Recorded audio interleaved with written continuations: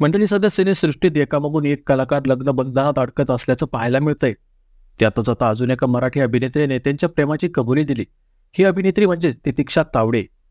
अभिनेत्री तितिक्षा तावडे आणि अभिनेता सिद्धार्थ बोडके हे आता लवकरच लग्न बंधनात अडकणार आहेत.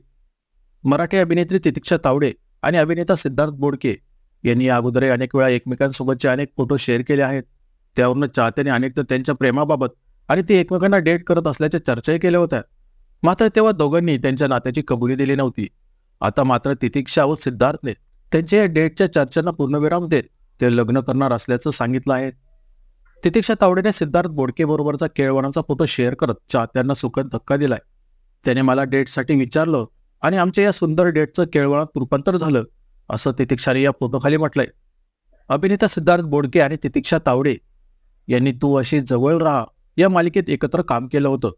मालिकेत काम करत असताना दोघांची ओळख झाली. यानंतर त्यांच्यात मैत्री झाली आणि पुढे मैत्रीचं रूपांतर प्रेमात झालं.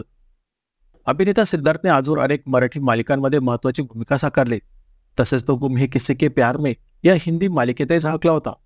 सिद्धार्थने बॉलिवूड अभिनेता अजय देवगणसह दृश्यम 2 या चित्रपटातही काम केले. नुकताच तो श्रीदेवी प्रसन्न या मराठी चित्रपटामध्येही झळकला होता. त्याच्या अनगा या मराठी नाटकातील भूमिकेचं खूप कौतुक झालं होतं.